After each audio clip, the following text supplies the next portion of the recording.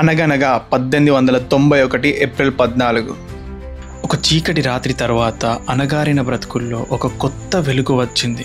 ఆ వెలుగు కాంతి రేకే sir doctor BR Ambedkar. తండ్రి రామ్జీ మాలోజీ సక్పల్, తల్లి భీమాబాయి. మధ్యప్రదేశ్లోని మావో గ్రామంలో మెహర్ కులంలో అంబేద్కర్ గారు జన్మించారు. అప్పట్లో ఈ కులం వారిని అంటరాని వారిగా పరిగణించేవారు. కూర్చుంటే తప్పు, నిల్చుంటే తప్పు, చదువుకుంటే తప్పు, గుళ్ళల్లోకి వెళ్తే తప్పు, ముట్టుకుంటే తప్పు, చివరికి నీళ్లు తాగిన తప్పే. ఒకానొక సమయంలో అంటరానితనం పేరుతో అట్టడుగు వర్గాల ప్రజల పరిస్థితి ఈ విధంగా ఉండేది. అంబేద్కర్ గారు తన చిన్న వయసులో ఎన్నో అవమానాలు ఎదుర్కొన్నారు. చివరికి స్కూల్లో కూడా మిగిలిన పిల్లలు అందరూ లోపల కూర్చుంటే అంబేద్కర్ మా క్లాస్ బయట తలుపు దగ్గర కూర్చునేవారు. ఒకసారి క్లాస్లో టీచర్ మ్యాథ్స్ ప్రాబ్లం ఇచ్చి చేయమంటే ఎవ్వరూ చేయలేకపోయారు. కానీ అంబేద్కర్ గారు ఆ మ్యాథ్స్ ప్రాబ్లంని చేయడానికి బోర్డు దగ్గరికి వెళ్తుంటే ఆ బోర్డు దగ్గరలో తమ భోజనాల క్యారేజీలు ఉన్నాయని, అవి మైలు పడతాయని అంబేద్కర్ బ్లాక్ బోర్డ్ని ముట్టుకోవడానికి మిగిలిన పిల్లలు ఒప్పుకోలేదు. ఈ విధంగా ప్రతి చోట కులం పేరుతో ఆయన వివక్షతకు గురయ్యారు. స్కూల్లో ఇతర పిల్లలతో కలిసి కూర్చోవడానికి అనుమతించేవారు కాదు. నీళ్లు తాగాలన్నా ఉన్నత కులాలపై ఆధారపడాల్సి వచ్చేది. ఈ పరిస్థితులు అతని మనసుపై తీవ్రమైన ప్రభావం చూపాయి. సమాజంలో ఏదో మార్పు తీసుకురావాలనే బలమైన సంకల్పాన్ని కలిగించాయి. అన్ని అడ్డంకుల్ని అధిగమించి అంబేద్కర్ గారు ఉన్నత విద్యను అభ్యసించారు.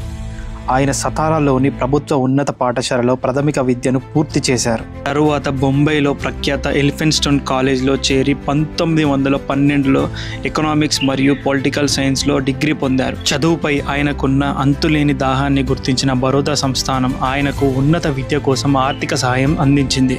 ఈ సమయంలో అంబేద్కర్ గారు అమెరికాలోని కొలంబియా యూనివర్సిటీకి వెళ్లారు. అక్కడ ఆయన ఎకనామిక్స్, పొలిటికల్ సైన్స్, సోషియాలజీలో మాస్టర్స్ డిగ్రీ పొందారు. ఆయన యొక్క ప్రతిభను గుర్తించిన కొలంబియా యూనివర్సిటీ ఆయనకు డాక్టరేట్ అందించింది. అనంతరం ఆయన లండన్ స్కూల్ ఆఫ్ ఎకనామిక్స్ నుండి కూడా డాక్టరేట్ డిగ్రీని పొందారు. విదేశాల్లో ఎకనామిక్స్లో డాక్టరేట్ పొందిన మొట్టమొదటి భారతీయుడిగా చరిత్ర సృష్టించారు. ఆయన జర్మనీలోని బార్న్ యూనివర్సిటీలో కూడా కొంతకాలం చదువుకున్నారు. చదువుని పూర్తి చేసిన తర్వాత అంబేద్కర్ తన జీవితాన్ని అణగారిన వర్గాల విముక్తి కోసం అంకితం చేశారు. 1924లో ఆయన బహిష్కృత్ హితకారిణి సభను స్థాపించారు. దళితుల హక్కుల కోసం పోరాడడానికి ఒక వేదికను ఏర్పాటు చేసుకున్నారు. ఈ సంస్థ ద్వారా విద్య, ఆర్థిక మరియు సామాజిక అభివృద్ధి కోసం అనేక కార్యక్రమాలు చేపట్టారు. కులం పేరుతో అసమానతలు ఆయన మనసును కదిలించాయి.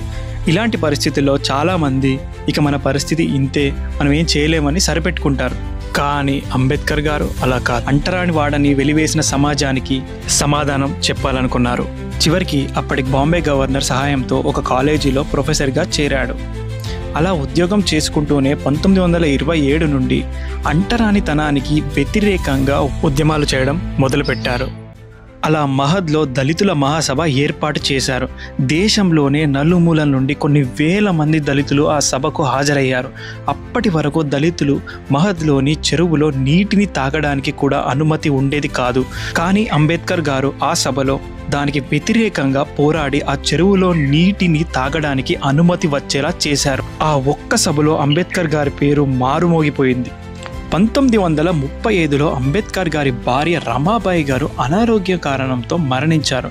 కొంతకాలానికి ఆయనకు బాంబేలో ప్రిన్సిపల్ అలాగే జడ్జిగా చేయడానికి అవకాశం వచ్చినా వాటిని వదులుకొని రాజకీయాల్లోకి వచ్చారు.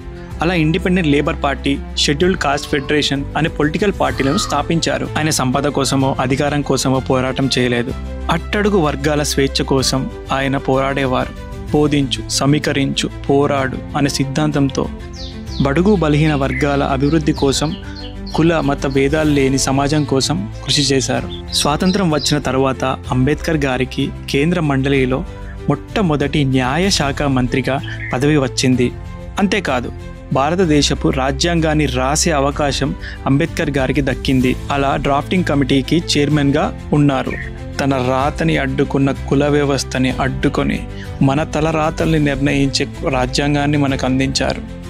ప్రపంచంలోనే అత్యధిక జనాభా కలిగిన మన దేశానికి రాజ్యాంగం రాయడం అంటే మాటలు కాదు, ఒక దేశ తలరాతని రాయడమే. వివిధ రకాల భాషలు, ఆచారాలు, మతాలు ఉన్నటువంటి ఈ దేశంలో ఆయన ముందు చూపుతో రాసిన రాజ్యాంగం అనుసరించి ఇప్పటికీ మన దేశం నడుస్తుంది అంటే ఆయన గొప్పతనం ఏంటో అర్థమవుతుంది. 1950 జనవరి 26న మన రాజ్యాంగం అమల్లోకి వచ్చింది. కోట్ల మంది కళ సాకారమైంది. ఆయన కేవలం దళితుల సమస్యలకి అంకితం కాలేదు. 1956లో నాగ్పూర్లో 5 లక్షల మందితో కలిసి బౌద్ధ మతంలో స్వీకరించారు. ఆయన ఇప్పుడు మన మధ్యలో లేకపోయినా కానీ ఆయన కృషి ఇప్పటికీ ఎంతో మంది జీవితాల్లో వెలుగుని నింపుతుంది. ఒకవేళ ఆయన పూనుకొని ఉండకపోతే ఈనాటికి బడుగు బలహీన వర్గాల జీవితాలు ఇంకా అలాగే ఉండిపోయాయేమో. అందుకే ఏమో అంబేద్కర్ గారు చేసిన ఎన్నో సేవలకు గాను 1990లో భారత ప్రభుత్వం భారతదేశపు అత్యున్నత పురస్కారమైన భారతరత్నతో సత్కరించింది. కొలంబియా యూనివర్సిటీ ప్రపంచంలోనే టాప్ 100 స్కాలర్స్ లిస్ట్ని ప్రకటిస్తే దానిలో మొట్టమొదటి పేరు అంబేద్కర్ గారిదే ఉంది. ఎందుకంటే BA, MA, MSc, DSc, LLD, PhD, barrister ఇలా ఎన్నో డిగ్రీలు ఆయన సాధించారు. ఒక వ్యక్తి ఒక జీవిత కాలంలో ఇన్ని డిగ్రీలను పొందడం అంటే మాటలు కాదు.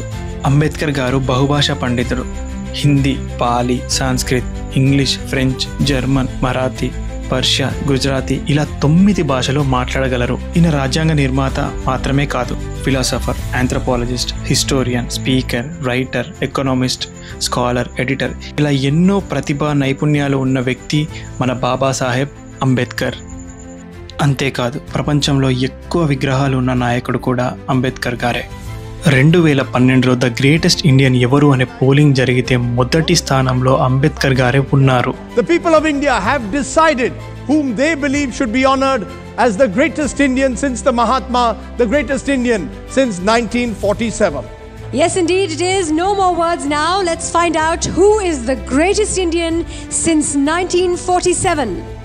As chosen by an on-ground poll, an eminent jury and a popular vote.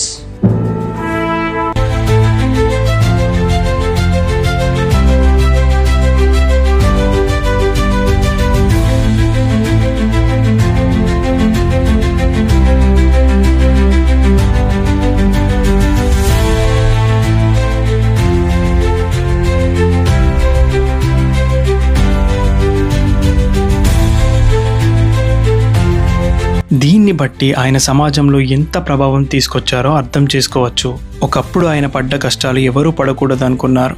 అందుకే తన జీవితాన్నంతా అణగారిన వర్గాల అభ్యున్నతికి, వాళ్ళకి స్వేచ్ఛను అందించడానికి అంకితం చేశారు.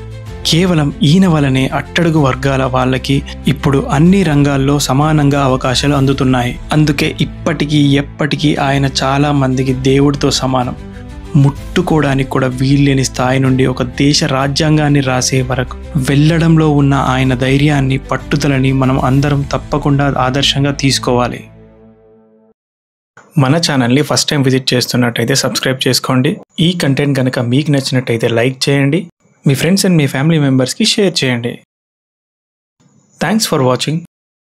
మళ్ళీ కలుద్దాం.